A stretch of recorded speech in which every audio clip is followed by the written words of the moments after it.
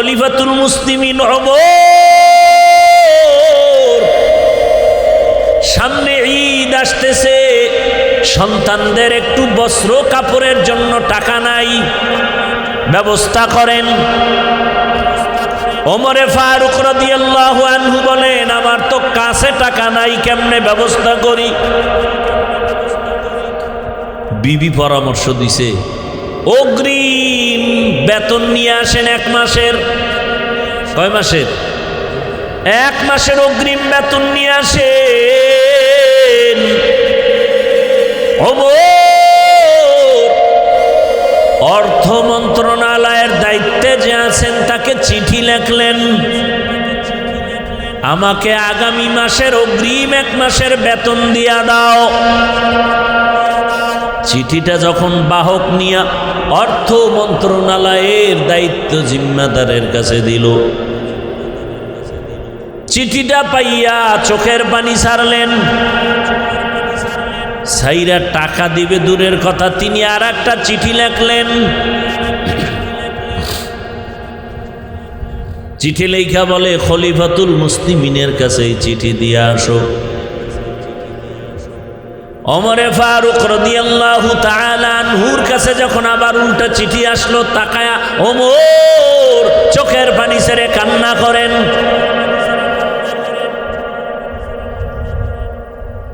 জিজ্ঞাসা করা হলো, ওমর আপনি কেন কাঁদেন? বলে, আমি চিঠি দেখে কাঁদি। অর্থ মন্ত্রণালয়ের জিম্মাদার আমাকে টাকা দেওয়ার পরিবর্তে 2টা শর্ত লেখছে, এই 2 প্রশ্ন দিয়া দিছে, 2 প্রশ্নের জবাব দিলে সে আমাকে টাকা দিবে, আর আগে দিবে না। 1 নম্বরে শর্ত দিছে, খলিফাতুল মুসলিমিন আপনি যে 1 মাসের অগ্রিম বেতন চাইলেন, আপনি যে আগামী মাস পর্যন্ত ক্ষমতার চেয়ারে থাকবেন তার গ্যারান্টি কি? গ্যারান্টি আছে? যদি এমন হয়ে যায় যে আপনার চেয়ার জোহরের নামাজের আগে ছেড়ে চলে যেতে হবে, হতে পারে না? পারে না? ওমরে ফারুক আপনি যে আগামী মাস ক্ষমতার চেয়ারে থাকবেন, কি গ্যারান্টি বলেন? 2 নম্বর প্রশ্ন, খলিফাতুল মুসলিমিন আপনি বেঁচে থাকবেন, হায়াত আর কয়দিন বাকি আছে তাও বলেন। ওমর চোখের পানি ছেড়ে কাঁদলেন, আমার চেয়ারে বসে থাকার গ্যারান্টিও নাই, হায়াতের গ্যারান্টি নাই। এর নাম তাকওয়া, এর নাম ইনসাফ। আর এখন তো গরিব বড় লোকের আছে, আরো চায়, গরিবের নাই, তাও মেরে খায়। আল্লাহর ভয় যতদিন আসবে না ততদিন পর্যন্ত জমিনে শান্তি আসবে না রে বাবা। এজন্য আল্লাহ বলেন, জবানটারে কন্ট্রোল করো, তাকওয়ার মেডিসিন লাগাইয়া। তাকওয়া কোথায় পাবা? আল্লাহর ওলি যারা, তাকওয়াওয়ালা যারা, তাদের নজর লাগাও, কারণ তাদের নজরের মধ্যে পাওয়ার আর পাওয়ার। সাধারণ দেখবেন গুনাহগার, বেআমলওয়ালা, আপনাদের এদিকে দেখবেন কদু চিনেননি? কদু গাছের মাঝে মাঝে দেখবেন, অনেক জায়গায় দেখছি জুতা টানায়। জুতা দেখছেন কোনোদিন? কারণ কি? জুতা টানাইলে কদুগুলো অনেক বড় হবে, ফ্রেশ হবে। জানা থাকলে বলেন তো, জুতা টানানোর মাকসাদ কি? নজর যেন না লাগে। কার নজর? হিসাবের। কার নজর?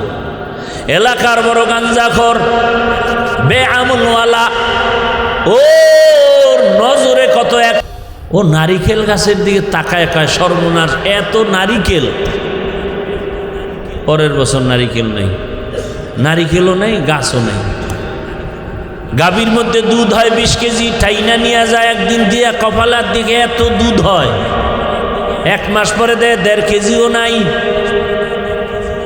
একটা গাঞ্জাখোর বেআমলওয়ালার চোখের মধ্যে যদি এত রিয়াকশন আর পাওয়ার, আল্লাহর যেই বান্দা সারা রাত জিকির করে, তেলাওয়াত করে, গুনাহ করে না, তাকওয়ার উপরে চলে, তাহাজ্জুদ পড়ে, ওই বান্দার নজরের মধ্যে কেন পাওয়ার হবে না? ওই আল্লাহর ওলির নজরে কেন পাওয়ার হবে না? এরে আমার আল্লাহর গোলাম, জবানটারে কন্ট্রোল করিও। বলে তো কন্ট্রোল করার জন্য আমার দৃষ্টিকোণ থেকে কয়েকটা থিওরি আপনাদের দিয়া বয়ান শেষ করব। কয়েকটা গুনাহ ছাড়েন আর নেক আমল চালু করেন জবানে। যদি জিহ্বাটারে ব্যস্ত রাখতে পারেন তাহলে গুনাহ কম হবে। এক নাম্বার, জবানে কয়েকটা গুনাহ থেকে বাঁচার নিয়ত করেন। এক নম্বরে, জবানের দ্বারা মিথ্যা বলবো না। কি বলবো না? মিথ্যা কথা বলবো না, কারণ মিথ্যা মানুষকে ধ্বংস করে মরার আগেই। বিস্তারিত আলোচনা করব না। দুই, জবানের দ্বারা কোনো গালি দিব না। গালি দেওয়া হালাল না হারাম? খবরদার, জবানের দ্বারা গালি দিবেন না। ছেলেরেও না, মেয়েকেও না, স্ত্রীকেও না, আপনজন কাউকে না, বাইরেরটা তো না। ওই 3 নাম্বার, জবানের দ্বারা কারো গীবত করবেন না। এই 3টা গুনাহ ছাইরা আবার 3টা নেক চালু করেন, দেখবেন জিহ্বা ব্যস্ত হয়ে গেলে গুনাহ কম হবে। 3টা গুনাহ ছাইরা এবার নেকও চালু করতে হবে। 1 নম্বরে, জবানে কোরআনের তেলাওয়াত। কি ভাই, সোজা জবাব দিবে তো পারি না। আচ্ছা, আমার দ্বারা জবাব দিলেন পারি না, বাস না। আল্লাহর কাছে পারি না বলে তো নাজাত পাবেন না। শিখলি না কেন? এবার আমি আপনাকে একটু বুঝাবার জন্য বলি, আপনি কি আলহামদু সূরা পারেন না?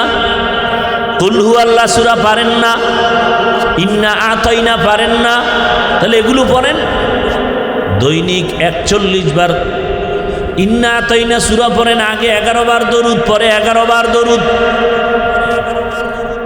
প্রথমে 5 বার দরুদ পরে 50 বার কুল হু আল্লাহ সূরাটা পড়বেন, আবার 5 বার দরুদ পড়েন। তবে আমলের একটা তরিকা হলো, সব সময় চালু রাখতে হবে। আজ করবেন, কাল করবেন না, বরকত হবে না। যেমন ঔষধ, আপনি যদি ডোজ পুরা না করেন কাজ হবে না। আজকে খাইলেন, কালকে না খাই পরশু খাইলেন, হবে না। লাগাতার। এরপরে মা বোনদেরকে সহ বলে দেই, কমপক্ষে প্রতিদিন 5 ওয়াক্ত নামাজের পরে 5টা সূরার আমল করেন। ফজরের নামাজের পরে সূরা ইয়াসিনের আমল করেন। জোহরের নামাজের পরে সূরা ফাতিহা বা সূরা আর রহমান। আসরের নামাজের পরে সূরা নাবা। আম্মা ইয়াতাসাআলুন আনিন নাবাইল আযীম। মাগরিবের পরে সূরা ওয়াকিআ। আল্লাহর উপরে ভরসা করে বলছি, যদি কেউ মাগরিবের পরে সূরা ওয়াকিআর আমল চালু রাখে, ওই বান্দা মরণ পর্যন্ত রিজিকে কষ্ট পাবে না। কোন সূরা? কোন সময়? ইযা ওয়াকাতিল ওয়াকিআ লাইসা লিওয়াকাতিহা কাযিবা খাফিজাতুর রাফিআ ইযা রুজ্জাতিল আরদু রাজ্জা ওয়া বুসাতিল জিবালু বাসসা ফাকানাত হাবাআম বাসসা। এশার নামাজের পরে সূরা মুলক। তাবারাকাল্লাযী বিয়াদিহিল মুলক ওয়া হুয়া আলা কুল্লি শাইইন কাদির। কমপক্ষে 5টা সূরা তেলাওয়াত করেন। যেই ঘরে আল্লাহর কোরআনের তেলাওয়াত চলবে, 24 ঘন্টা ফেরেশতারা তার ঘর পাহারা দিবেন। ও পর্দার আড়ালের আম্মা জানেরা, 1 নম্বরে জবানে তেলাওয়াত চালু রাখেন। ফজরের নামাজ যারা পড়বেন, সুন্নাত পড়িয়া ফরজ নামাজের আগে, এই মানবেন না, হুদা কইতেছি, ফজরের সুন্নাত পড়িয়া ফরজ নামাজের আগে একটা জগ, এটার কি কয়, জগে বা গ্লাসে বা বোতলে পানি নেবেন। 11 বার দরুদ শরীফ পড়বেন। এরপরে ধরে ধরে গুনে গুনে 41 বার বিসমিল্লাহ সহ আলহামদু সূরা পড়ে আবার 11 বার দরুদ শরীফ পড়ে পানির মধ্যে ফু দিবেন। আর বাসায় সবাই ওই পানি পান করবেন। পৃথিবীতে সূরা ফাতিহার মতো ঔষধ আর জমিনে নাই। ফজরের সুন্নাত আর ফরজের মাঝখানে 11 বার দরুদ শরীফ, 41 বার আলহামদু সূরা, আবার 11 বার দরুদ শরীফ পরে পানির মধ্যে ফু দিয়া সারাদিন ওই পানি ঘরের সবাই পান করেন ইয়াকিনের সাথে। ফলাফল আসে না কেন? ইয়াকিন নাই এই জন্য। এবার হাঁটতেছেন, চলতেছেন, তেলাওয়াত করতে থাকেন, কারণ অক্ষর পড়লেই তো সওয়াব। 2 নম্বরে জবানের দ্বারা আর একটা আমল করবেন, আল্লাহর নামের জিকির। কার জিকির? সব সময় জিকির করবেন, লা ইলাহা ইল্লাল্লাহ। এই জিকির সব থেকে দামি। এর সাথে আরো যদি আপনি মিলাই থাকেন, সুবহান আল্লাহর জিকির করেন, তসবিহ পড়েন, আলহামদুলিল্লাহর তসবিহ পড়েন, আল্লাহু আকবারের তসবিহ পড়েন, প্রত্যেক নামাজের পরে সালাম ফিরাইয়া 33 বার সুবহান আল্লাহ, 33 বার আলহামদুলিল্লাহ, 34 বার আল্লাহু আকবার। এই আমলটা ডান হাতের আঙ্গুলের কর গুনে গুনে গুনে গুনে পড়বেন। দেখবেন আপনার ভাগ্যের চাকা খুলে যাবে ইনশাআল্লাহ। তাহলে 1 নম্বরে কোরআনের তেলাওয়াত, দ্বিতীয় হলো আল্লাহর নামের জিকির, 3 নম্বরে হাঁটতে চলতে উঠতে বসতে রসুলের উপরে দরুদ। পারলে নামাজেরটা পড়বেন, সময় থাকলে ছোট আকারে সাল্লাল্লাহু আলাইহি ওয়াসাল্লাম পড়বেন। আর একটা আমলের কথা বলবো, 3টা আমল গেল। 1 নম্বরে তেলাওয়াত, 2 নম্বরে আল্লাহর নামের জিকির, 3 নম্বর কি ভাই? দরুদ শরীফ। 4 নম্বর একটা আমল, এখানে যারা কোটি কোটি টাকা ঋণ হয়ে আছেন, আল্লাহর উপরে ভরসা করে বলি সব ঋণ আদায় হয়ে যাবে, আপনার এই আমলটা করুন। সে আমলটা সবার সহজ একটা আমল, ইস্তেগফারের আমল। কিসের আমল? আস্তাগফিরুল্লাহাল আযীম, আস্তাগফিরুল্লাহাল আযীম, আস্তাগফিরুল্লাহাল আযীম। ওলামায়ে কেরাম লেখেন কমপক্ষে প্রতিদিন 300 বার ইস্তেগফারের আমল করেন, 300 বার দরুদ শরীফের আমল করেন। মিয়া সম্মানের জন্য মানুষের পিছে ঘুরেন, দুনিয়া আপনার পেছনে ঘুরবে। এই আমলটা করেন, নির্জনে বসে 300 বার তসবিহ হাতে নিয়া দরুদ পড়েন, 300 বার ইস্তেগফার পড়েন, ইনশাআল্লাহ গোটা দুনিয়া আপনার পাগল হয়ে যাবে। আপনি মানুষের পিছনে ঘুরবেন কেন? টাকার পেছনে ঘুরবেন কেন? দুনিয়ার সব আপনার পেছনে ঘুরবে। আপনি ইয়াকিনের সাথে পড়েন যে আমার মৃত্যু হয়ে গেল, হুশ থাকতে আমি আমল ছাড়ব না। 300 বার দরুদ, 300 বার ইস্তেগফার, আমলটা প্রতিদিন চালু রাখেন, ওযু সহকারে পড়েন। দেখেন আপনার সম্মানের দরজা কি পরিমাণ বাড়ে। আপনি করবেন না, সেই ইয়াকিন নাই তো হবে কিভাবে? জবান হেফাজতের জন্য 3টা গুনাহ ছাড়ার কথা বললাম। 1, মিথ্যা বলা যাবে না, 2, গালি দেওয়া যাবে না, 3, গীবত করা যাবে না।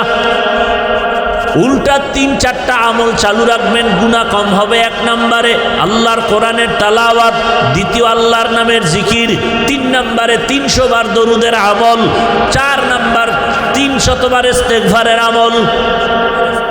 ও আমার যুবক, সম্মান দেওয়ার মালিক আল্লাহ, সে আল্লাহকে আপন বানায় চলো। কোনো সার্টিফিকেট লাগবে না, কিচ্ছু লাগবে না। গোবরের ভেতরে পদ্ম ফুল ফুটায় দিবেন কে? আমার আল্লাহ দিবে। যুবক বাবা, তুমি ডাক্তার হলেও সম্মান, ইঞ্জিনিয়ার হলেও সম্মান, প্রফেসর হলেও সম্মান, ওসি হলেও সম্মান, ডিসিএসপি হলেও সম্মান, যদি তুমি আমার আল্লাহর হুকুম মতো নবীর আদর্শ মেনে চলো। কি ডাক্তার হলে সম্মান নাই? ডাক্তার জাকির নায়েকের এত সুনাম কেন? সে হোমিওপ্যাথিক ডাক্তার। কে জানতো তার বাবাকে, কে তার মা, কে তারে পালন করলো, কই তার বাড়ি, কি তার ডিগ্রি? আজকে সারা দুনিয়ার মানুষ তার মোহাব্বতে বিভোর হয়ে আছে। একজন মাত্র ডাক্তার, হোমিওপ্যাথিক ডাক্তার, এত সুনাম। আর আমগো বাংলাদেশের এক ডাক্তার জুতার বাড়ি খেয়ে পালাইছে, মরার পরও লাশটায় জমিনে আসবে নিশ্চয়তা নাই। তাসলিমা আমার হাত পরিচয় দিল না, কান পরিচয় দিনাই আমি মুসলমান। আমার জবান আমাকে পরিচয় দিল আমি একজন সব মখলুকতের মধ্যে একজন মানুষ। আবার এই মানুষের ভেতর থেকে আমাকে পাঠ করে দিল, আলাদা করে দিল আমার জবানের একটা আওয়াজ। মানুষ ঠিক আছে, তবে আমি হিন্দু না, বৌদ্ধ না, খ্রিস্টান না, ইহুদি না, আমি একজন কালেমাওয়ালা মুসলমান। এটা পরিচয় দিল আমার হাতে না জবানে? জবান। আবার মুমিন মুসলমানের ভেতরে আমার জবান আরো আলাদা করলো যে আমি মুসলমান ঠিক, এখানে সব আমরা মুসলমান। আপনার আল্লাহ আমার আল্লাহ দুই না এক? আপনার আমার নবী, আপনার কোরআন আমার কোরআন, আপনাদের কাবা আমার কাবা, আপনাদের কালেমা আমার কালেমা, আপনাদের ধর্ম আমার ধর্ম। দুনিয়াতে আমরা জন্মগ্রহণের সিস্টেমও, বিদায় বেলা কাফনের সংখ্যা, আমাকেও 3 কাফন, আপনাকেও 3 কাফন, মহিলাদের হবে আরো 2টা বেশি। কত হবে? কালার হবে আলাদা। কি কালার হবে? সবার জন্য না? আমাদের হুজুরদের কালার আলাদা। কে ধনী, কে গরিব, কে আলেম, কে মূর্খ, কোনো ভেদাভেদ নাই।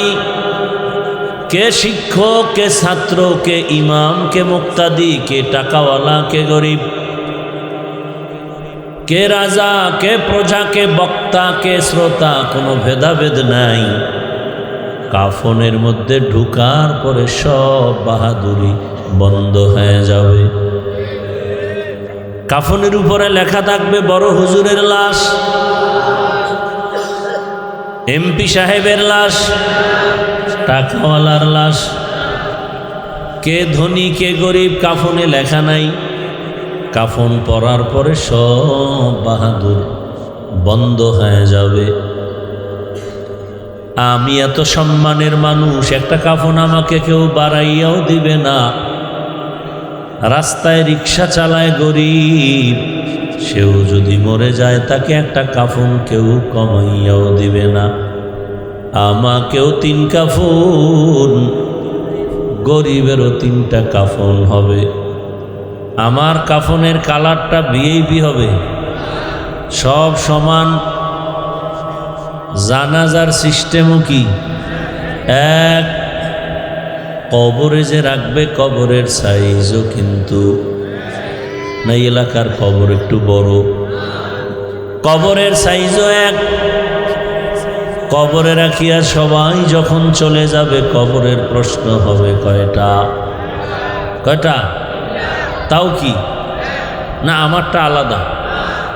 রবের পরিচয় দাও, ধর্মের পরিচয় দাও, রহমাতুল লিল আলামিনের পরিচয় দাও।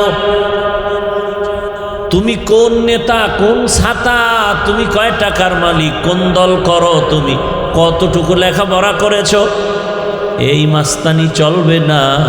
সবার বেলায় 3 প্রশ্ন। রহমতের নবী বলতেন এই 3 প্রশ্নের জবাব যে দিতে পারবে তার কবর হবে রওজাতুম মির রিয়াজিল জান্নাহ, আর যারা দিতে পারবে না তার কবর হবে হুফরাতুম মিন হুফারিন নার। এখন এই 3 প্রশ্নের জবাব কে দিতে পারবে? আমরা হুজুরেরা। কোনো গ্যারান্টি আছে? যদি আমগো হুজুরদের গ্যারান্টি থাকতো তাহলে জান্নাতের টিকিট হাতে পাওয়ার পরেও আবু বকর সিদ্দিক সারা জীবন কান্না করতেন না। জান্নাতের টিকিট হাতে পাওয়ার পর ঈদের দিন সবাই আনন্দ করে, আর ওমরে ফারুক দরজায় তালা লাগায় কান্না করেন। সাহাবী আবু হুরায়রা রাদিয়াল্লাহু আনহু বলেন, খলিফাতুল মুসলিমিন ঈদের আনন্দ বাদ দিয়া কাঁদেন কেন? আজকের ঈদের আনন্দ। ওমরে ফারুক রাদিয়াল্লাহু আনহু বলেন, আনন্দ তো ওই ব্যক্তি করবে যার মধ্যে কোনো পেরেশানি নাই। আপনার কিসের পেরেশানি? রমাজান চলে গেল, রোজা রাখলাম, কবুল হলো কিনা পেরেশানি। তারাবিহের নামাজ পড়লাম, কবুল হলো কিনা পেরেশান। জাহান্নামের আগুন থেকে নাজাত পেলাম কিনা পেরেশান। আবু হুরায়রা বলেন, খলিফাতুল মুসলিমিন আরে 10 জন সাহাবা জমিনে জান্নাতের অগ্রিম সুসংবাদ পেয়েছেন, এর মধ্যে তো দ্বিতীয় আপনি, আপনার কেন এত পেরেশানি? ওমরে ফারুক বলেন, আমার মধ্যে ভয় যে আল্লাহ আমাকে জান্নাতের সুসংবাদ দিয়েছেন, আমার কোনো আমলে যদি আল্লাহ বেজার হয়ে যান, ওই জান্নাতের টিকিট আমার থেকে ক্যান্সেল হয়ে যেতে পারে। এর নাম তাকওয়া। এর নাম কি? हर के दारत खौफे हक़दार दिल मदाम, हर के दारत खौफे हक़दार दिल मदाम, जन्नतुल मअवा देहद ओ राम काम जुज़बा हक़ ची जे मखा अज इंसुजा फजले उ आमस्ते दर जुमला जहां। তো আল্লাহ বলেন, জবানটারে কন্ট্রোল করো। জবান একদিকে বড় অস্ত্র, আর একদিকে জবান বড় নেয়ামত। আমাকে পার্থক্য করে দিল এই জবানের দ্বারা আমি একজন মানুষ, আবার আমাকে আলাদা করে দিল আমি একজন মুমিন। ওখান থেকে আমাকে আলাদা করে দিয়েছে আমি এই মুমিনদের মধ্যে একজন আলেম। কি? আমি একজন আলেম। আলেম এই পরিচয়টা কি আমার হাতে দিছে? কিসের দ্বারা? জবান। আমি কেমন মানুষ, ভালো না খারাপ, আমার আখলাক কেমন, ব্যবহার কেমন, আমার জবান পরিচয় দেয়। এজন্য মানুষ, মুরব্বীরা প্রবাদ বলে, মানুষের মুখেই জয় মুখেই ক্ষয়। এই জবান বড় অস্ত্র। হাদিসে পাকে রহমতের নবী বলেন, প্রতিদিন সকালবেলা হাত, চোখ, কান, অন্তর, পা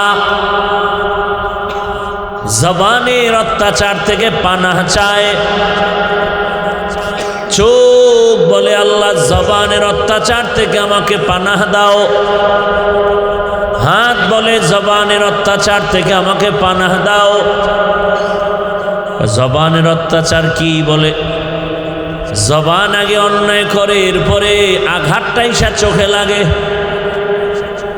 জবানের একটা কথার অপরাধের কারণে হাতের উপরে আঘাত আসে, জবানের অন্যায়ের কারণে পায়ের উপরে আঘাত আসে, জীবনের উপরে আঘাত আসে একটা জবানের কথার মাধ্যমে।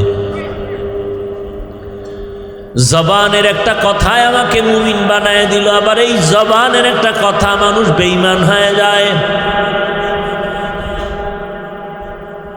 বলে আমি আল্লাহকে মানি, নবী মানি, তবে কোরআনের সব আয়াত মানি না। ঈমান আছে? জিব্বার এক কথা, ঈমান শেষ।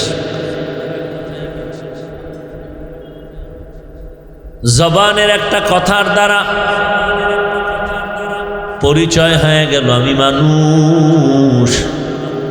জবানের পরিচয়, আমার পরিচয় হয়ে গেল আমি একজন ভালো নাকি খারাপ মানুষ। এই জবান দিয়ে আমি কালেমা পড়েছি, আমি মুমিন, আবার আল্লাহর বিরুদ্ধে কথা বলেছি, আমার ঈমান চলে গেল। অচেনা একটা মেয়েকে জবানের কথার দ্বারা যখন কবুল বলেছে, ইজাব কবুল হয়ে গেল, অপরিচিত মেয়েটা তার আপন হয়ে গেল স্ত্রী। অপরিচিত মেয়েটা আপনার স্ত্রী হয় কিসের কথায়? জবান। আবার এই জবান দিয়া যদি বলেন তালাক দিয়া দিলাম, জবানের এই কথার দ্বারা আপনার আপন স্ত্রী বিদায় হয়ে গেল। এই জবান বিচারক বিচারের চেয়ারে বসে যদি ফাঁসির আসামিকে বলে তোমাকে বেকসুর খালাস, ফুলের মালা গালায়, আবার এই জবানের কথা দিয়ে যদি নিরপরাধকে বলো রে হ্যান্ডকাপ লাগাও জেলখানায়, জবানের এত মূল্য। এই জবান যেদিকেই মারবে সেদিকেই কেটে যায়। এজন্য আল্লাহ বলেন জবানটারে কন্ট্রোল করে নেও, জবানটারে কন্ট্রোল করো, না হয় সামনে আগানোর কোনো পথ নাই। এই জবানের দ্বারা বান্দা তুমি আমার মাওলার দিকে আগায় যাও, জবানের দ্বারা পরিচয় দেও তুমি আল্লাহর প্রিয় গোলাম। এখন কন্ট্রোল কিভাবে করবেন? হাত অন্যায় করে রশি দিয়ে বেঁধে দাও, হাত আর অন্যায় করবে না। পা অন্যায় করে রশি দিয়ে বাঁধো, পা অন্যায় করবে না। কানে অন্যায় কথা শুনে পট্টি লাগায় দাও, অন্যায় কথা কানে যাবে না। চোখ অন্যায় জিনিস দেখে, চোখের মধ্যে পর্দা লাগাও, নেকাপ লাগাও, অন্যায় দেখবে না। জবানের আটকাইবেন কেমন? এটারে রশি দিয়া বাঁধাও যায় না, নেকাপ লাগানো যায় না, কষ্টে লাগানো যাবে না। জবানটাকে কন্ট্রোল কিভাবে করবেন? একদিকে এটা কত বড় নিয়ামত। কত মানুষ দুনিয়াতে আছে খানাও খায় কিন্তু জবানে আওয়াজ নাই, কথা বন্ধ আছে না? এদেরকে আমরা কি বলি? বোবা। এই যুবক, তুমি যে জিহ্বা নাড়ায় মাকে গালি দাও, বাবাকে গালি দাও, শিক্ষকের গালি দাও, আলেমরে গালি দাও, আল্লাহ যদি তোমারে বোবা বানাইতেন বলো তুমি কেমনে গালি দিতা? আবার অনেকের কথা চলতেছিল, হঠাৎ রোগে পড়িয়া জবান বন্ধ হয়ে গেছে, এমন হয় না? আল্লাহর বড় নিয়ামতের জবান। দুনিয়াতে আসার পর আজ পর্যন্ত এই জিহ্বা নামের মেশিনটা নাড়ায় নাড়ায় কত কোটি কোটি কথা সাপ্লাই দিলাম। এই কথাগুলো কোন মেশিনে তৈরি হয়? ওই মেশিনটা কোথায়? ওই মেশিনের তেল পেট্রোল অকটেন কে দেন? বিদ্যুতের বাতি জ্বলে বিল দেওয়া লাগে। মাইকে কথা বলি, মাউথ আমার কথা টেনে মেশিন থেকে ইউনিট দিয়া হরেনের মাধ্যমে দূরে সরায় দিল। এই মেশিনটাও দীর্ঘ আনলিমিটেড চলবে না, একটা টাইম আছে। যদি লাগাতার চালাইতেই থাকে হঠাৎ করে মেশিন গরম হয়ে আগুন লেগে যাবে। কিন্তু জিহ্বা নামের মেশিন 30, 40, 50, 70 বছর পর্যন্ত জিহ্বা নাড়ায় কথা বলি, একটা সেকেন্ডের জন্য কখনো জিহ্বা বন্ধ হয়ে যায় নাই। কথা বলতে বলতে ঠোঁট ব্যথা করে, গাল ব্যথা করে, কপাল ব্যথা করে, মাথা ব্যথা করে, জিহ্বা কখনো ব্যথা করে না। কত বড় নিয়ামত! আল্লাহ বলেন এই জবানটারে কন্ট্রোল কর। জবানের একটা কথার দ্বারা মায়ের কলিজা ঠান্ডা, আবার এক কথায় মায়ের চোখের পানি বের হয়ে যায়। এই জবানের একটা কথা মানুষ জিরো থেকে হিরো হয়, আবার একটা কথার দ্বারা হিরো থেকে জিরো হয়ে যায়। জবানটাকে কেমনে কন্ট্রোল করবা? হাত কন্ট্রোলে আনা যাবে, পা যাবে, চোখ কন্ট্রোল করা যাবে, জবানটারে কেমনে করি? আল্লাহ নিজে বলেন আমার কাছে একটা মেডিসিন আছে, ওই মেডিসিনটা যদি ব্যবহার করো জবানটা কন্ট্রোল করা সম্ভব। অন্য দুনিয়ার কোনো চালাকি করিয়াও জবান কন্ট্রোল করা যাবে না। আমার দেওয়া কুদরতের ওই মেডিসিনের নাম হলো তাকওয়া। মেডিসিনের নাম কি? हर के दारद खौफे हक दर दिल मदाम জন্নাতুল মাওয়া দেহাদ রাম কাম জুজবা হক ছি যে মখাজ ইনসো যা ফজলে উআ মস্তে দরজুম লা জাহা। আপনাদের খারাপ লাগতেছে? জবানকে কন্ট্রোল করার একমাত্র মেডিসিনের নাম তাকওয়া। তাকওয়ার শব্দের অর্থ হলো ভয়। ভয়ের আরবি হলো খৌফ, ভয়ের আরবি হলো খশিয়া। ইন্নামা ইয়াখশাল্লাহা মিন ইবাদিহিল উলামা। আল্লাহ বলেন জমিনে আমার বান্দা বান্দীদের মধ্যে আলেম যারা, উলামা যারা আমাকে ভয় করবে। ভয় করার মানে কি?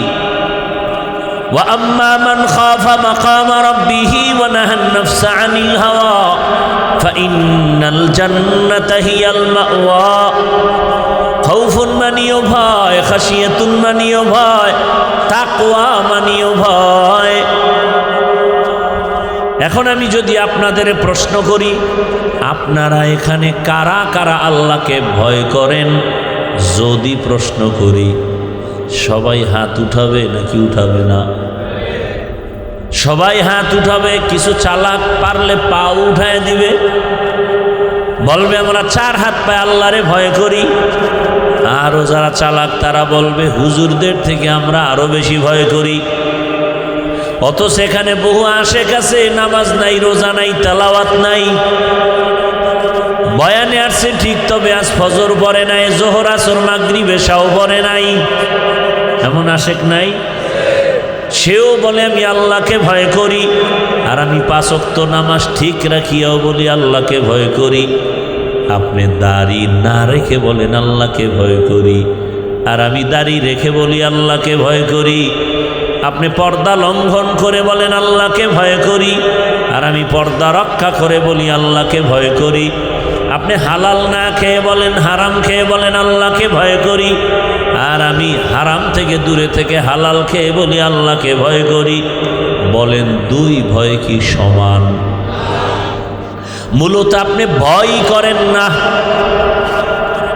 বলে তাহলে ভয় যে করি তার প্রমাণটা কি? উদাহরণত বলি, প্রত্যেক সন্তান তার মা বাবাকে ভয় করে। প্রমাণ কি? বলে মা বাবার চোখের সামনে সন্তান অন্যায় করে না কেন? বলে শাস্তির ভয়।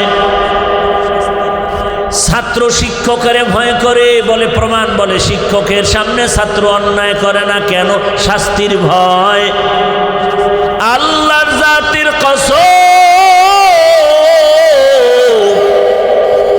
এই জমিনে যদি কোনো বান্দা আমার আল্লাহকে আসলেই ভয় করেন, তাহলে গলায় ছুরি লাগাবে, দাড়ির মধ্যে অস্ত্র লাগাবে না।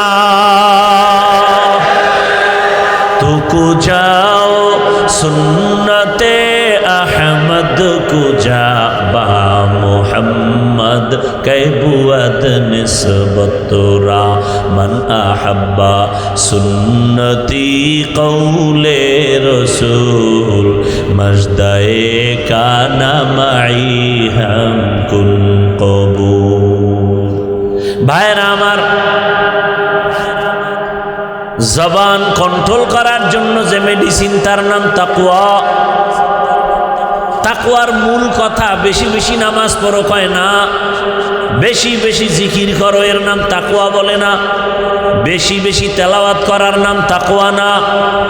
তাকওয়ার মূল কথা হলো আল ইহতিরাজ আনিল মাসিয়া, আল্লাহকে ভয় করে চলার নাম তাকওয়া। আল্লাহকে ভয় করার মূল বিষয় হলো গুনাহ থেকে নিজেকে বাঁচায় রাখো। তাহলে বেশি বেশি নেক আমল করার নাম তাকওয়া না, গুনাহ থেকে বেঁচে থাকার নাম তাকওয়া। বেশি বেশি নামাজ পড়ার নাম তাকওয়া।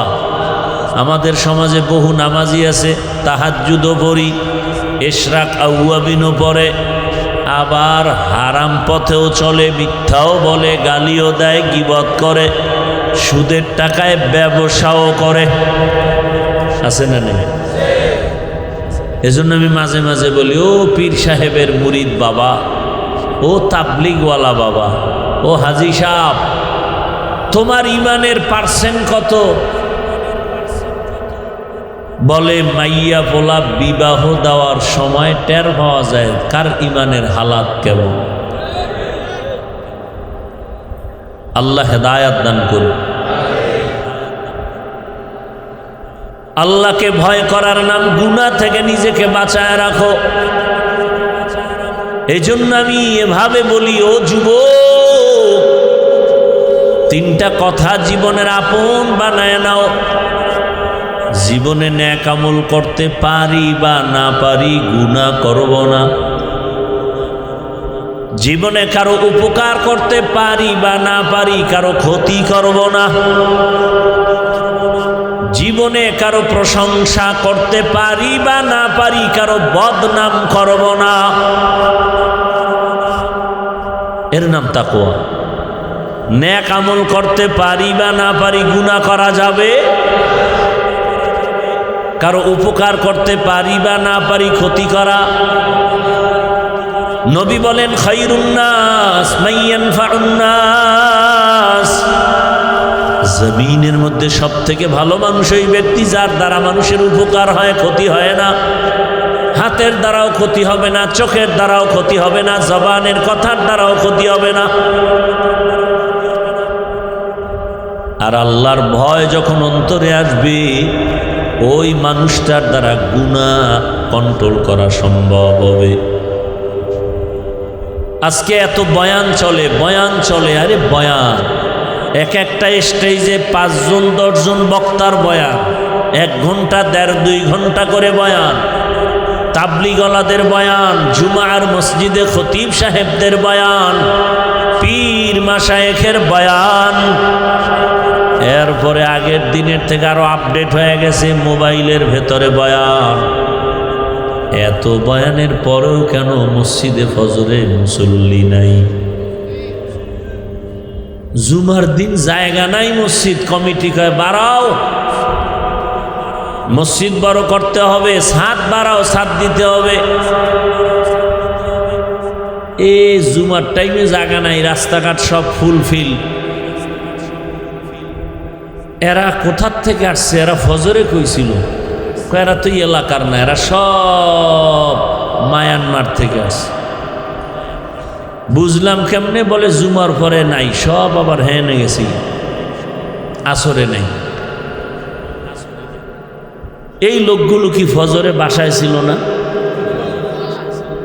জুমায় আইসা ধাক্কা ধাক্কি, কে কার আগে যায় সামনে বসবে।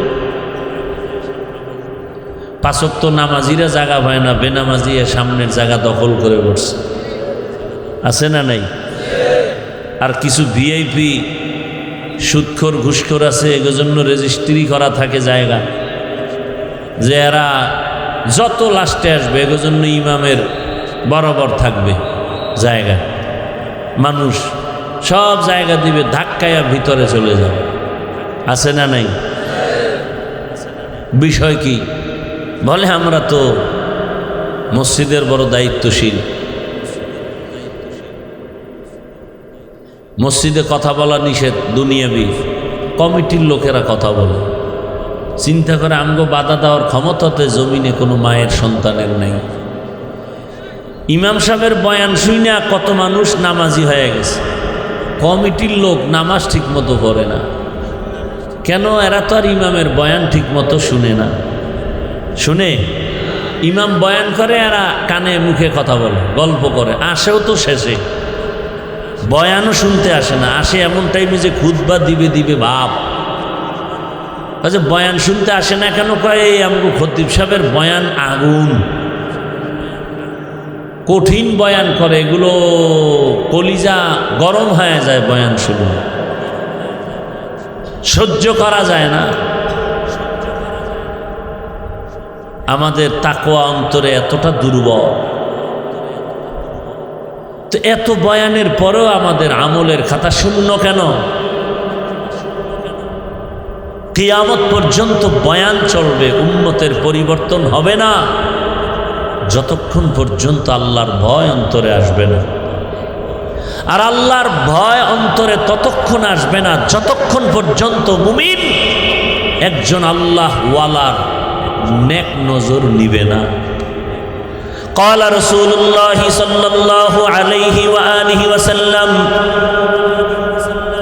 لكل شيء معدن ومعدن التقوى قلوب عارفين। ভালো ভালো জিনিস রাখার গোডাউন আছে, তাকওয়ার গোডাউন হলো আল্লাহর প্রিয় বান্দাদের কলব। আহলুল্লাহ যারা, তাদের কলবের ভেতরে তাকওয়া, তাদের নজর লাগাও, তাদের নজরের মধ্যে পাওয়ার আছে, পাওয়ার। قال رسول الله صلى الله عليه وآله وسلم اتقوا فراسة المؤمن فإنه ينظر بنور الله। মুমিনের পাওয়ার আল্লাহ দান করেন, এই বিষয়ে তোমরা সতর্ক ভয়, কারণ তোমরা যা দেখো না, আল্লাহর বিশেষ বান্দা বিশেষ ক্ষমতায় অনেক কিছু দেখেন যা সাধারণ মানুষ দেখে না। মসজিদে নববীর মধ্যে খুতবা দিতেছেন, বাঘের হুঙ্কারে হযরত ওমর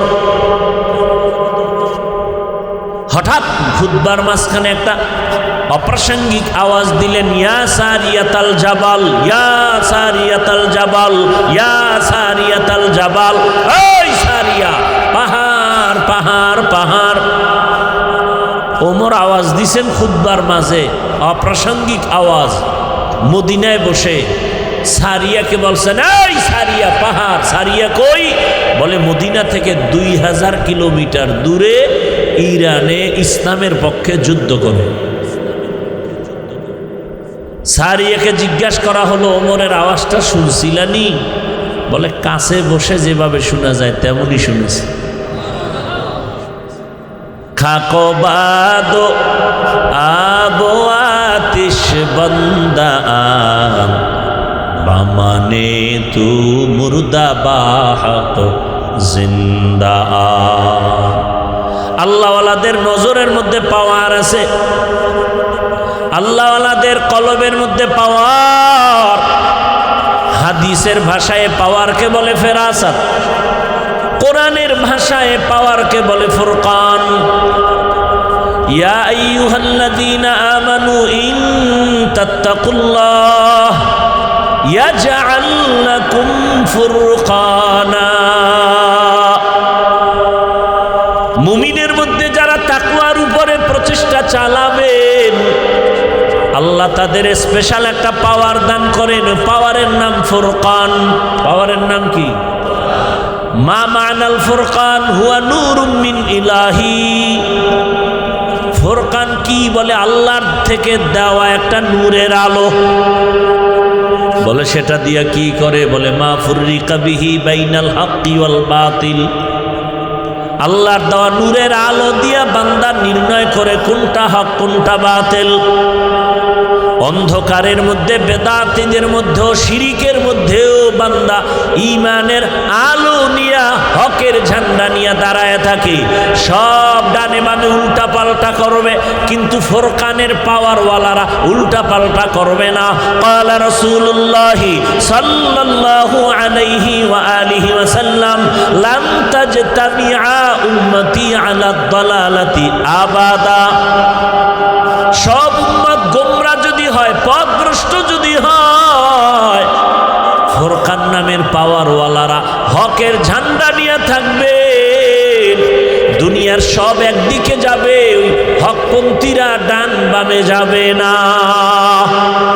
একই সময় দুনিয়ার সব উম্মত গোমরা হবে না। বেশিরভাগ গোমরা হলেও সংখ্যায় কম হলেও একদল হকের ঝান্ডা নিয়ে দাঁড়ায় থাকবে। কারা তারা? ফুরকান নামের পাওয়ার যাদের আছে। কোরআনের ভাষায় পাওয়ারের নাম ফুরকান, হাদিসের ভাষায় পাওয়ারের নাম ফেরাসাত। উসমান রাদিয়াল্লাহু তাআলা আনহু মসজিদে বয়ান করতেছেন। বয়ানের শেষ দিকে একজন সাহাবী এসে ঢুকছেন,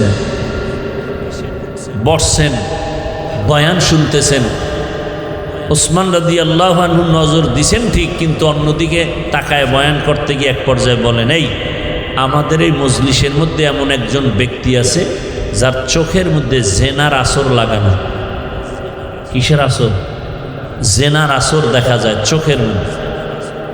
এখন যে সাহাবি ঢুকছেন সে আসছে বাজার থেকে, তো বাজারে গিয়ে এক বেগানার নজর লাগছে।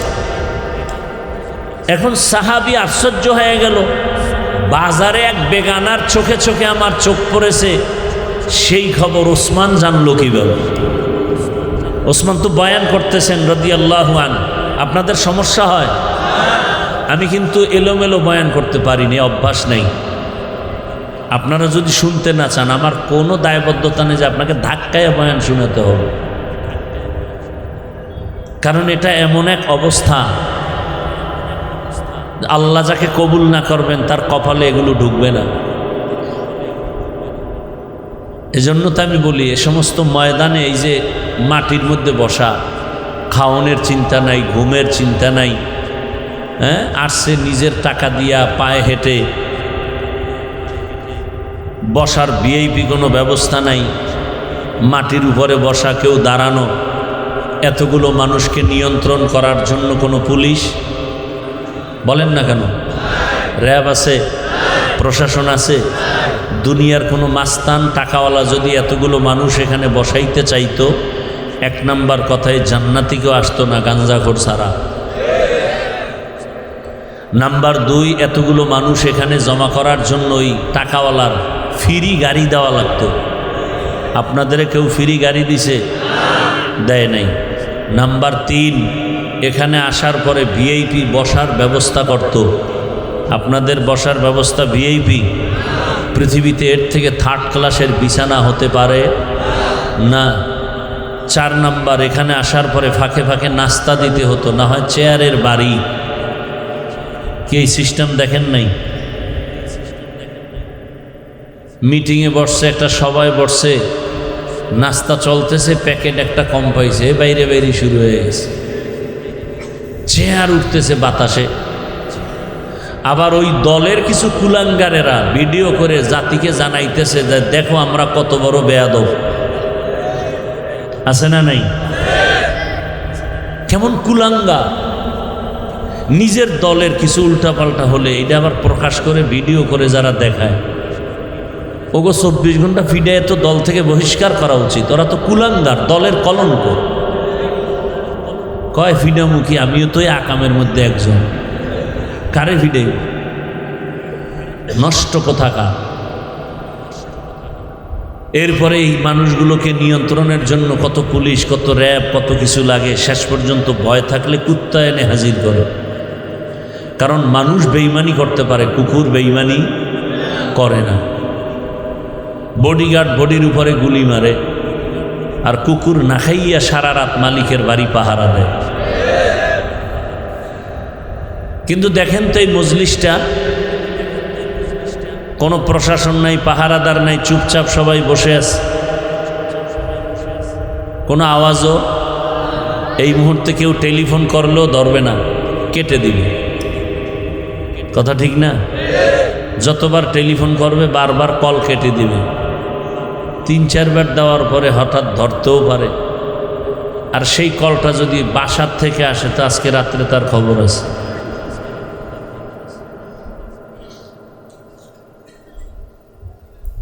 এবার আল্লাহ বিবেক দিছে মানুষকে, কোনো পশুকে দেন নাই। চিন্তা করেন তো, এতগুলো মানুষ চুপচাপ বসা, খানার পেরেশানি নাই, ঘুমের পেরেশানি নাই, চিল্লাচিল্লি নাই, প্রশাসন নাই নিয়ন্ত্রণের জন্য, সুশৃঙ্খলভাবেই বসে আছেন, দাঁড়ানো আছেন, যে যেখানে আছেন। এটা কিভাবে সম্ভব? একমাত্র ইসলাম মানলেই সম্ভব। এজন্য আমি বলি যুবকদেরকে, সব জায়গায় বলতেছি, তোমরা 200 টাকা ব্যয় করে একটা ব্যানার বানাও। 2 ফিট 3 ফিটের ব্যানার বানাইয়া রাস্তার মোড়ে মোড়ে টানাও, আর স্লোগান লেখো, একমাত্র শান্তির ঠিকানার নাম ইসলাম। আল্লাহর জাতের কসম, এ জমিনে যতদিন পর্যন্ত ইসলাম কায়েম হবে না, ততদিন পর্যন্ত চাপাবাজদের আওয়াজ শুনবা, কপালে শান্তি দেখা যাবে না। আল্লাহ কোনো সন্দেহ করবা না, সন্দেহ করবা না বিদায় কসম করেছে, আল্লাহর জাতের কসম। ইসলাম ছাড়াই জমিনে কোনোদিন শান্তি আসবে না, শুধু চাপাবাজি চলবে, শান্তি কেউ দিতে পারবে না। শান্তির ঠিকানার নাম কি? ইসলাম। ইসলাম যতদিন পর্যন্ত কায়েম হবে না ততদিন পর্যন্ত জমিনে শান্তি আসবে না। আপনারা স্বাধীন করছেন জুলাইয়ের স্বাধীন, দ্বিতীয়বারের মতো স্বাধীন, ভাবতেছেন খুব সফল স্বাধীন। আপনাদের এই স্বাধীনতা সফল হলে এখনো কেন স্ত্রী স্বামীর সামনে ধর্ষিতা হয়? এখন আর জবানে আওয়াজ নেই? স্বাধীন যদি সফল হয়ে থাকে, বাবার সামনে মেয়েকে ধর্ষণ করা হয় কেন বলো? স্বাধীন যদি সফল হয়ে থাকে, ব্যবসায়ী কেন নিরাপত্তা পায় না? কেন এখনো চান্দাবাজি আর ধান্দাবাজি চলে? কেন পানির মধ্যে লাশ দেখা যায়? কেন এখনো মানুষ নিরাপত্তাহীনতায় ভোগে? কেন আমার বোনেরা নিরাপত্তা পায় না? কেন শ্রমিকরা এখনো বেতনের জন্য রাস্তা আন্দোলন করবে? কেন কাদিয়ানীদেরকে অমুসলিম ঘোষণার জন্য আলেম ওলামা ময়দানে আসতে হবে? যারা সংসদে কাদিয়ানীদেরকে আইন পাশ করে, নেতারে গালি দিলে আইন পাশ হয়, রসুলকে গালি দিলে তার বিরুদ্ধে আইন পাশ হবে না, এই প্রতিশ্রুতি যারা দিতে পারে না এদেরকে সংসদে পাঠানো যাবে না। যারা ওয়াদা দিবে মাথায় কোরআন লইয়া যে আমরা অবশ্যই আল্লাহ যদি আমাদের চেয়ারে বসান, অবশ্যই প্রথম কাজ কাদিয়ানীদেরকে অমুসলিম ঘোষণা করব। তাহলে স্বাধীন কি করলেন?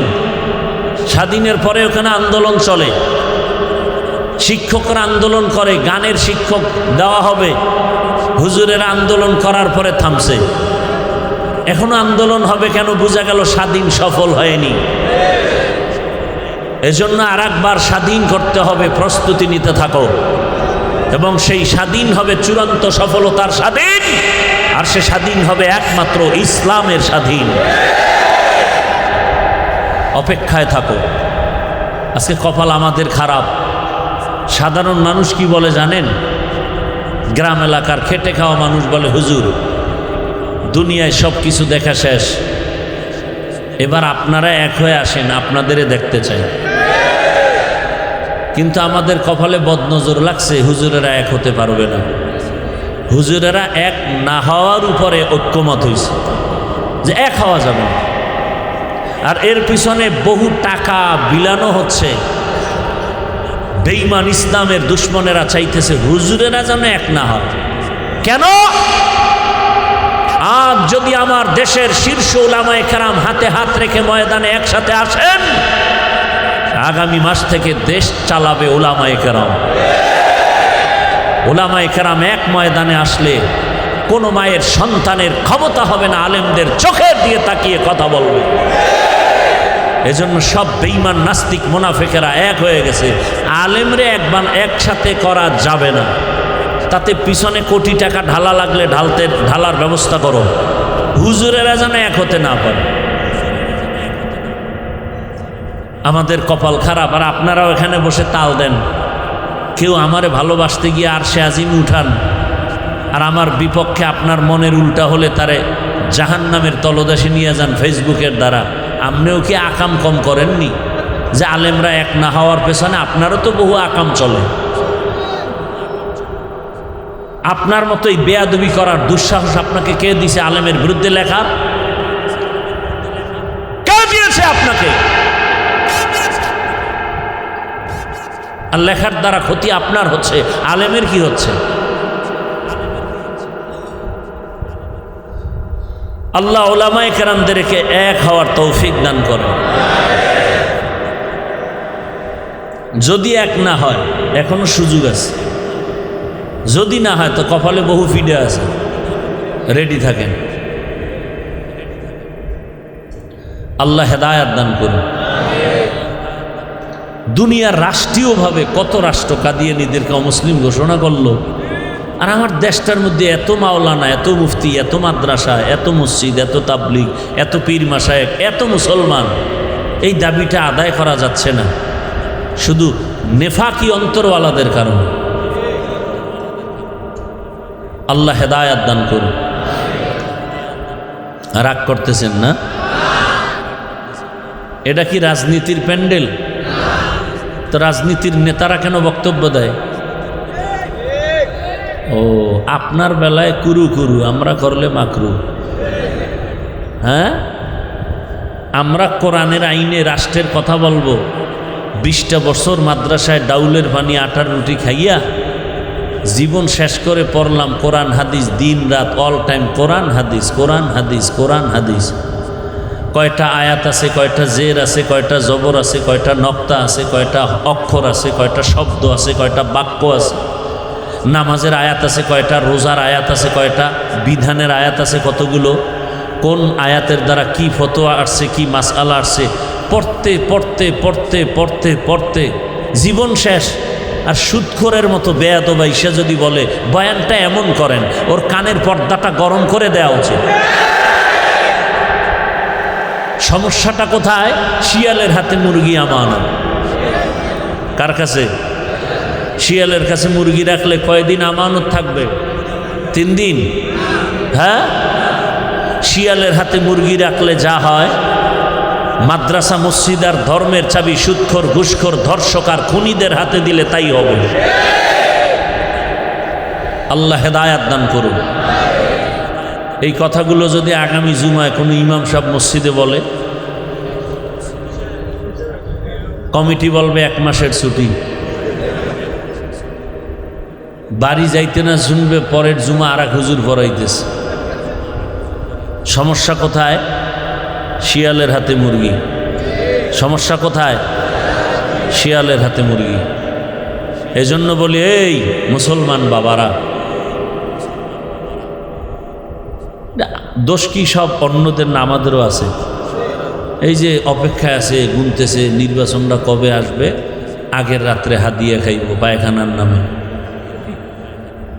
এই যারা ভোটের আগে টাকা খাও, নির্লজ্জ বেহায়া, তুমি বাথরুমে ঢুইকা 10 গ্রাম পায়খানা খাইও, পরে উখিয়া বাজারে গিয়া হালাল সাবান কিনে কুলি কইর, গন্ধ থাকবে না।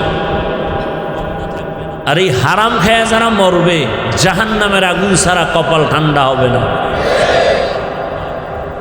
আল্লাহ হেদায়াত দান করুন। কি রাগ করতেছেন আপনারা? কি আমরা কি দুর্বল ইসলাম মানি নাকি? আমাদের কোরআনটা কি দুর্বল? আচ্ছা, এখানে অনেক শিক্ষিত যুবকদেরকে বলছি, বাবারা খেয়াল করেন তো, বাবার কথা কি সন্তান সব মানে? 2-1টার সাথে তর্ক করে না? তার মানে কি বাবারে কেউ গালি দিলে ও শুনবে? ও কলারটা ধরে বলবে, এই বেয়াদব, আমার সাথে বাবার তর্ক হোক যাই হোক, কিন্তু বাবার অপমান তো আমি মেনে নিব না।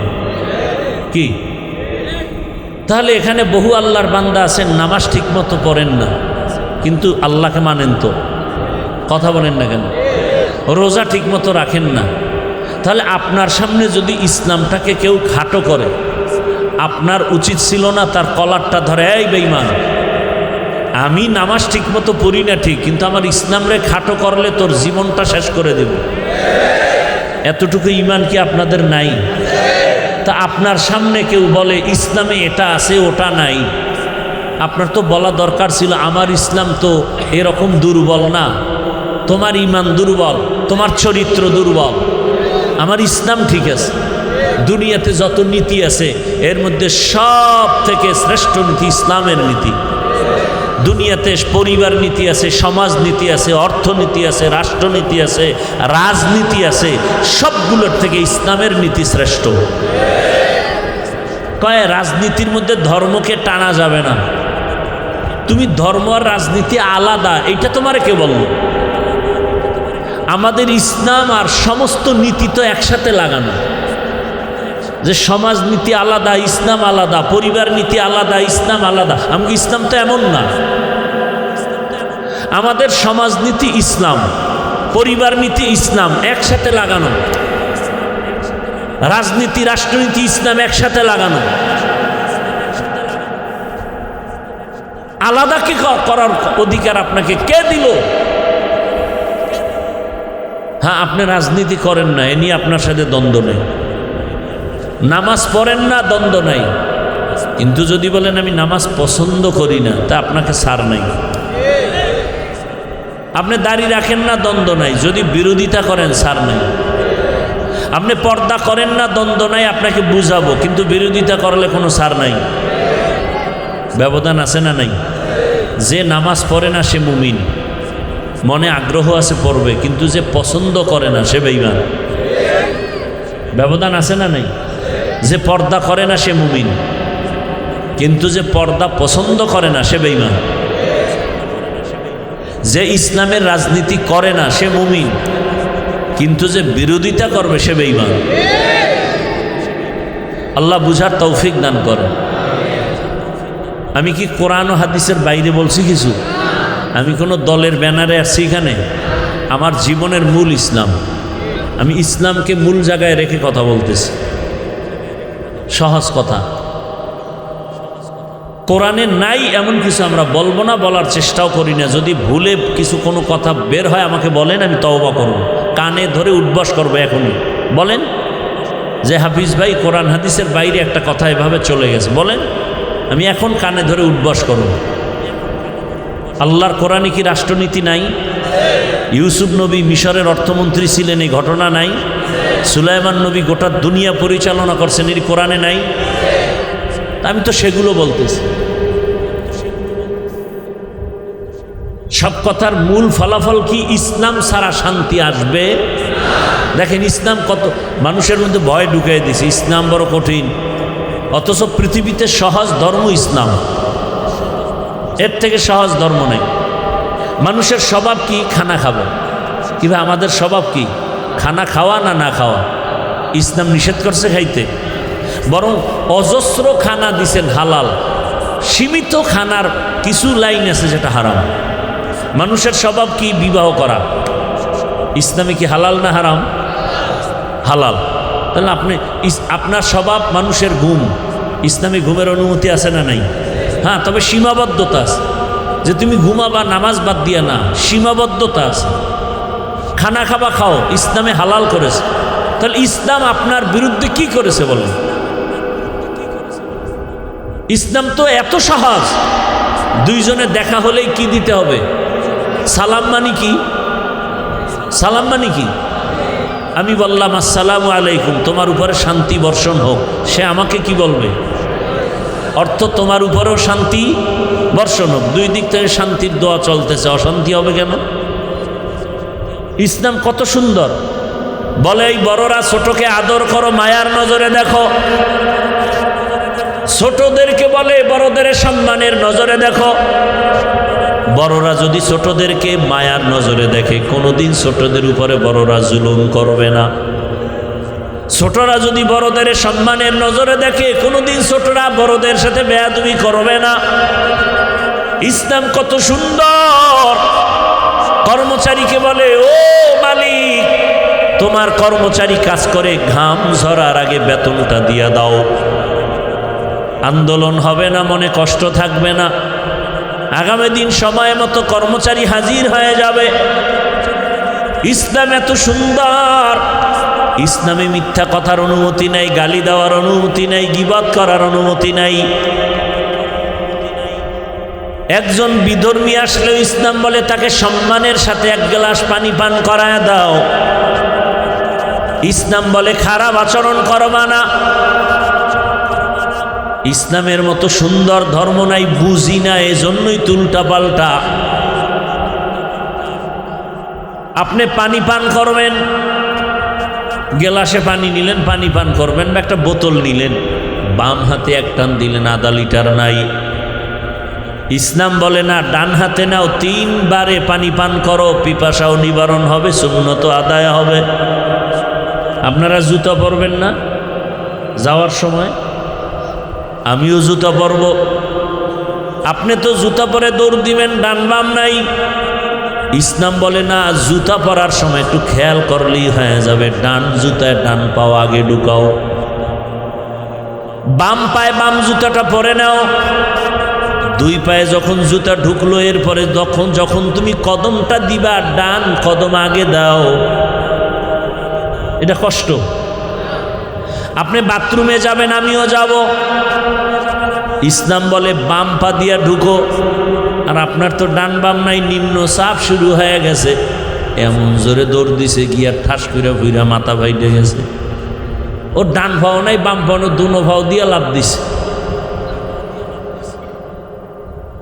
বাম পা দিয়া বাথরুমে ঢুকেন, খালি মাথায় ঢুকবেন না, খালি পায়ে যাবেন না, সুন্নাত আদায় হয়ে গেল। তাহলে ইসলাম কঠিন কোথায়? খানা খাইতে বসবেন, ইসলাম বলে দোনো হাতের কবজাটা ধুইয়া খাইতে বসো, পরিষ্কার পরিচ্ছন্ন। পবিত্র একটা কাপড় বিছায় নাও নিচে, খানা পড়ে গেলে উঠায় খাবা।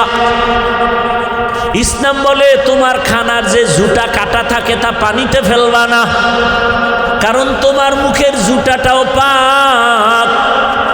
এটা নিরাপদ জায়গায় ফেলো, জিনেরা খাবে, কুকুর খাবে, বিড়ালে খাবে। তোমার মুখের জুটাও পাক, আর আপনারা কাটা জুটা পানির মধ্যে ফেলে দেন। ওটা না ফেললেই তো একটা সুন্নাত আদায় হয়ে গেল। আল্লাহ হেদায়েত দান করুন।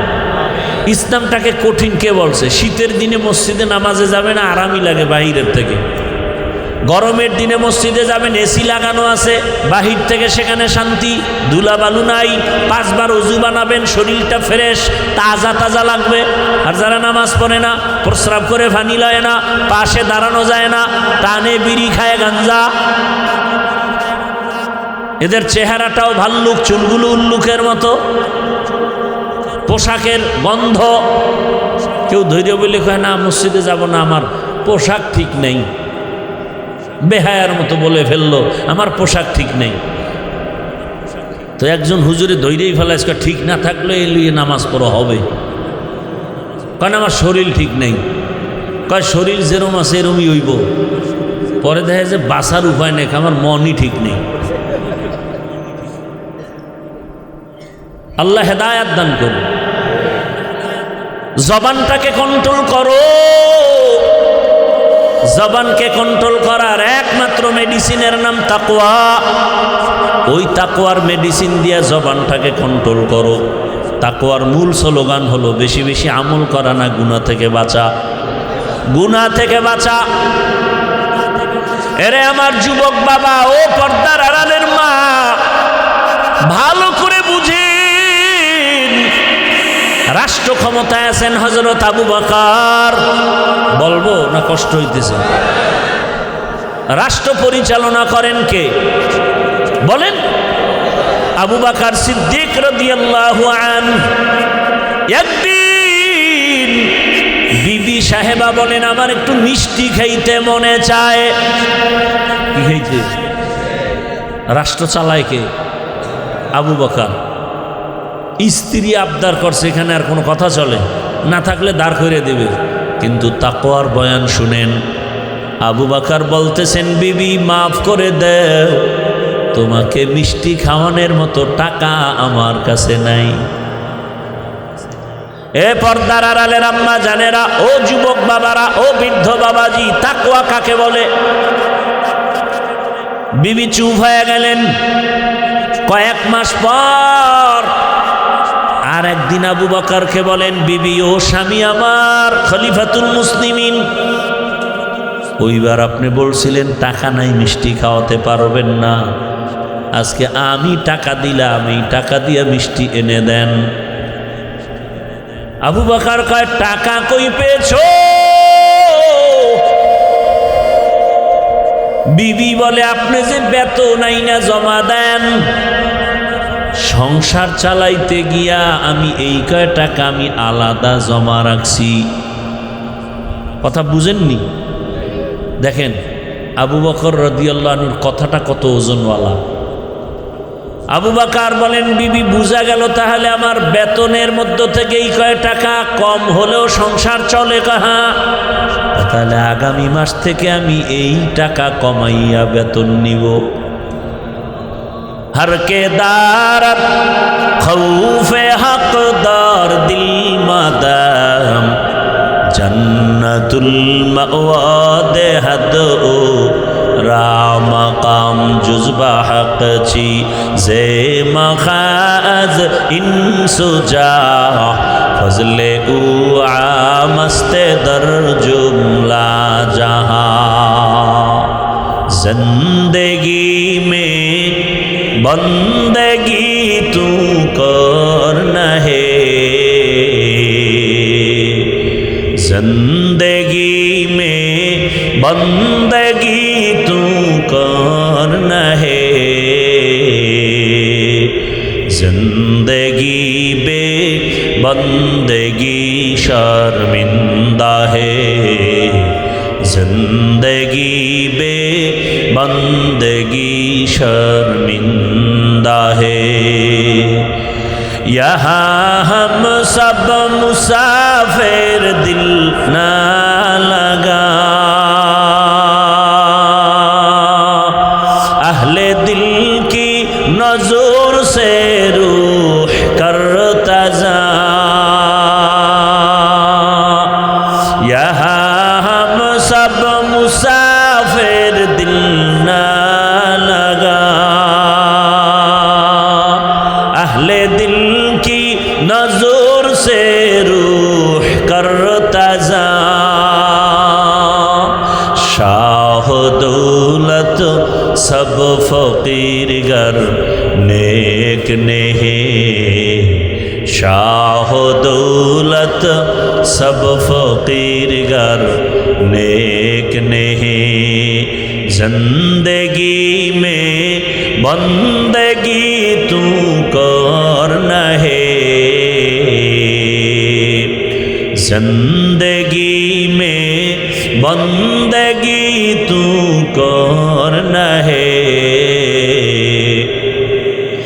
जिंदगी बे बंदगी शर्मिंदा है जिंदगी बे बंदगी शर्मिंदा है जिंदगी में बंदगी कुन बंदगी बंदगी बे जिंदगी शर्मिंदगी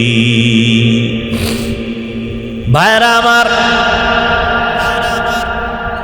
स्त्री टाका देওয়ার পরে আবু বকর জিজ্ঞাসা করলেন কোথায় পেয়েছো এই টাকা আমনের বউ যদি এই টাকা দিত জিজ্ঞাসা করতেননি ওনার আরো গোপন রাখতেন মনে মনে দোয়া ইনুস করতেন যে বিবি ধন্যবাদ তোমার এরম দিও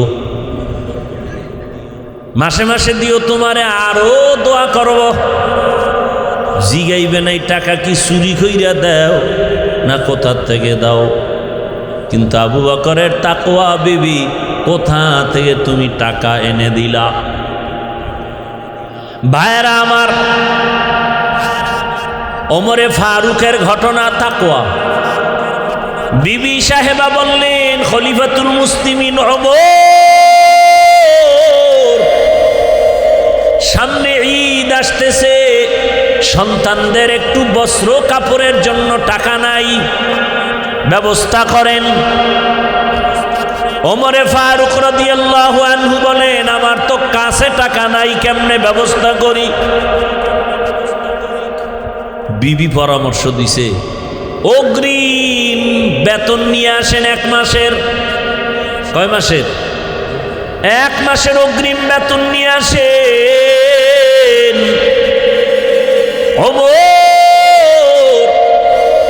অর্থ মন্ত্রণালয়ের দায়িত্বে যে আছেন তাকে চিঠি লিখলেন আমাকে আগামী মাসের অগ্রিম এক মাসের বেতন দিয়া দাও চিঠিটা যখন বাহক নিয়া অর্থ মন্ত্রণালয়ের দায়িত্ব জিম্মাদারের কাছে দিল চিঠিটা পাইয়া চোখের পানি ছাড়লেন সাইরা টাকা দিবে দূরের কথা তিনি আর একটা চিঠি লিখলেন চিঠি লেখা বলে খলিফাতুল মুসলিমিনের কাছে চিঠি দিয়ে আসো ওমরে ফারুক রাদিয়াল্লাহু তাআলা আনহুর কাছে যখন আবার উল্টা চিঠি আসলো তাকায়া ওমর চোখের পানি ছেড়ে কান্না করেন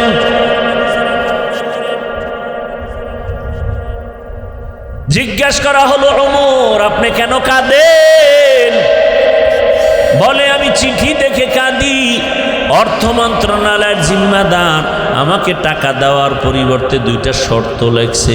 এই 2 প্রশ্ন দিয়া দিছে, 2 প্রশ্নের জবাব দিলে সে আমাকে টাকা দিবে, আর আগে দিবে না। 1 নম্বরে শর্ত দিছে, খলিফাতুল মুসলিমিন আপনি যে 1 মাসের অগ্রিম বেতন চাইলেন, আপনি যে আগামী মাস পর্যন্ত ক্ষমতার চেয়ারে থাকবেন তার গ্যারান্টি কি? গ্যারান্টি আছে? যদি এমন হয়ে যায় যে আপনার চেয়ার জোহরের নামাজের আগে ছেড়ে চলে যেতে হবে, হতে পারে না? পারে না? ওমরে ফারুক আপনি যে আগামী মাস ক্ষমতার চেয়ারে থাকবেন, কি গ্যারান্টি বলেন? 2 নম্বর প্রশ্ন, খলিফাতুল মুসলিমিন আপনি বেঁচে থাকবেন, হায়াত আর কয়দিন বাকি আছে তাও বলেন। ওমর চোখের পানি ছেড়ে কাঁদলেন, আমার চেয়ারে বসে থাকার গ্যারান্টিও নাই, হায়াতের গ্যারান্টি নাই। এর নাম তাকওয়া, এর নাম ইনসাফ। আর এখন তো গরিব বড় লোকের আছে, আরো চায়, গরিবের নাই, তাও মেরে খায়। আল্লাহর ভয় যতদিন আসবে না ততদিন পর্যন্ত জমিনে শান্তি আসবে না রে বাবা। এজন্য আল্লাহ বলেন, জবানটারে কন্ট্রোল করো, তাকওয়ার মেডিসিন লাগাইয়া। তাকওয়া কোথায় পাবা? আল্লাহর ওলি যারা, তাকওয়াওয়ালা যারা, তাদের নজর লাগাও। কারণ তাদের নজরের মধ্যে পাওয়ার আর পাওয়ার। সাধারণ দেখবেন গুনাহগার, বেআমলওয়ালা, আপনাদের এদিকে দেখবেন কদু চিনেননি? কদু গাছের মাঝে মাঝে দেখবেন অনেক জায়গায় দেখছি জুতা টানায়। জুতা দেখছেন কোনোদিন? কারণ কি? জুতা টানাইলে কদুগুলো অনেক বড় হবে, ফ্রেশ হবে। জানা থাকলে বলেন তো, জুতা টানানোর মাকসাদ কি? নজর যেন না লাগে। কার নজর? হিসাবের। কার নজর? এলাকার বড় গাঞ্জাখোর, বেআমলওয়ালা, ওর নজরে কত এক। ও নারিকেল গাছের দিকে তাকায়, কয় সর্বনাশ, এত নারিকেল। পরের বছর নারিকেল নেই, নারিকেলও নেই, গাছও নেই। গাভীর মধ্যে দুধ হয় 20 কেজি, টাইনা নিয়ে যায় একদিন দিয়া কপালার দিকে, এত দুধ হয়। 1 মাস পরে দেয় 1.5 কেজিও নাই। একটা গাঞ্জাখোর বেআমলওয়ালার চোখের মধ্যে যদি এত রিয়াকশন আর পাওয়ার, আল্লাহর যেই বান্দা সারা রাত জিকির করে, তেলাওয়াত করে, গুনাহ করে না, তাকওয়ার উপরে চলে, তাহাজ্জুদ পড়ে, ওই বান্দার নজরের মধ্যে কেন পাওয়ার হবে না? ওই আল্লাহর ওলির নজরে কেন পাওয়ার হবে না? এরে আমার আল্লাহর গোলাম, জবানটারে কন্ট্রোল করিও। বলে তো, কন্ট্রোল করার জন্য আমার দৃষ্টিকোণ থেকে কয়েকটা থিওরি আপনাদের দিয়া বয়ান শেষ করব। কয়েকটা গুনাহ ছাড়েন আর নেক আমল চালু করেন জবানে। যদি জিহ্বাটারে ব্যস্ত রাখতে পারেন তাহলে গুনাহ কম হবে। 1 নাম্বার, জবানে কয়েকটা গুনাহ থেকে বাঁচার নিয়ত করেন। 1 নম্বরে, জবানের দ্বারা মিথ্যা বলবো না। কি বলবো না? মিথ্যা কথা বলবো না। কারণ মিথ্যা মানুষকে ধ্বংস করে মরার আগেই। বিস্তারিত আলোচনা করব না। 2, জবানের দ্বারা কোনো গালি দিব না। গালি দেওয়া হালাল না হারাম? খবরদার, জবানের দ্বারা গালি দিবেন না। ছেলেরেও না, মেয়েকেও না, স্ত্রীকেও না, আপনজন কাউকে না, বাইরেরটা তো না। ওই 3 নাম্বার, জবানের দ্বারা কারো গীবত করবেন না। এই 3টা গুনাহ ছাইরা আবার 3টা নেক চালু করেন, দেখবেন জিহ্বা ব্যস্ত হয়ে গেলে গুনাহ কম হবে। 3টা গুনাহ ছাইরা এবার নেকও চালু করতে হবে। 1 নম্বরে, জবানে কোরআনের তেলাওয়াত। কি ভাই? সোজা জবাব দিবে তো পারি না। আচ্ছা, আমার দ্বারা জবাব দিলেন পারি না, বাস না, আল্লাহর কাছে পারি না বলে তো নাজাত পাবেন না। শিখলি না কেন? এবার আমি আপনাকে একটু বুঝাবার জন্য বলি, আপনি কি আলহামদু সূরা পারেন না? কুল হু আল্লাহ সূরা পারেন না? ইন্না আতাইনা পারেন না? তাহলে এগুলো পড়েন। দৈনিক 41 বার ইন্না আতাইনা সূরা পড়েন, আগে 11 বার দরুদ, পরে 11 বার দরুদ। প্রথমে 5 বার দরুদ পরে 50 বার কুল হু আল্লাহ সূরাটা পড়বেন, আবার 5 বার দরুদ পড়েন। তবে আমলের একটা তরিকা হলো সব সময় চালু রাখতে হবে, আজ করবেন কাল করবেন না, বরকত হবে না। যেমন ঔষধ, আপনি যদি ডোজ পুরা না করেন কাজ হবে না। আজকে খাইলেন, কালকে না খাই পরশু খাইলেন, হবে না, লাগাতার। এরপরে মা বোনদেরকে সহ বলে দেই, কমপক্ষে প্রতিদিন 5 ওয়াক্ত নামাজের পরে 5টা সূরার আমল করেন। ফজরের নামাজের পরে সূরা ইয়াসিনের আমল করেন। জোহরের নামাজের পরে সূরা ফাতিহা বা সূরা আর রহমান। আসরের নামাজের পরে সূরা নাবা, আম্মা ইয়াতাসাআলুন আনিন নাবাইল আযীম। মাগরিবের পরে সূরা ওয়াকিআ। আল্লাহর উপরে ভরসা করে বলছি, যদি কেউ মাগরিবের পরে সূরা ওয়াকিআর আমল চালু রাখে, ওই বান্দা মরণ পর্যন্ত রিজিকে কষ্ট পাবে না। কোন সূরা? কোন সময়? ইযা ওয়াকাতিল ওয়াকিআ লাইসা লিওয়াকাতিহা কাযিবা খাফিজাতুর রাফিআ ইযা রুজ্জাতিল আরদু রাজ্জা ওয়া বুসাতিল জিবালু বাসসা ফাকানাত হাবাআম বাসসা। এশার নামাজের পরে সূরা মুলক, তাবারাকাল্লাযী বিয়াদিহিল মুলক ওয়া হুয়া আলা কুল্লি শাইইন কাদির। কমপক্ষে 5টা সূরা তেলাওয়াত করেন। যেই ঘরে আল্লাহর কোরআনের তেলাওয়াত চলবে 24 ঘন্টা ফেরেশতারা তার ঘর পাহারা দিবেন। ও পর্দার আড়ালের আম্মা জানেরা, 1 নম্বরে জবানে তেলাওয়াত চালু রাখেন। ফজরের নামাজ যারা পড়বেন সুন্নাত পড়িয়া ফরজ নামাজের আগে, এই মানবেন না, হুদা কইতেছি, ফজরের সুন্নাত পড়িয়া ফরজ নামাজের আগে একটা জগ, এটার কি কয়, জগে বা গ্লাসে বা বোতলে পানি নেবেন, 11 বার দরুদ শরীফ পড়বেন। এরপরে ধরে ধরে গুনে গুনে 41 বার বিসমিল্লাহ সহ আলহামদু সূরা পড়ে আবার 11 বার দরুদ শরীফ পড়ে পানির মধ্যে ফু দিবেন, আর বাসায় সবাই ওই পানি পান করবেন। পৃথিবীতে সূরা ফাতিহার মতো ঔষধ আর জমিনে নাই। ফজরের সুন্নাত আর ফরজের মাঝখানে 11 বার দরুদ শরীফ, 41 বার আলহামদু সূরা, আবার 11 বার দরুদ শরীফ পরে পানির মধ্যে ফু দিয়া সারাদিন ওই পানি ঘরের সবাই পান করেন ইয়াকিনের সাথে। ফলাফল আসে না কেন? ইয়াকিন নাই এই জন্য। এবার হাঁটতেছেন, চলতেছেন, তেলাওয়াত করতে থাকেন, কারণ অক্ষর পড়লেই তো সওয়াব। 2 নম্বরে জবানের দ্বারা আর একটা আমল করবেন, আল্লাহর নামের জিকির। কার জিকির?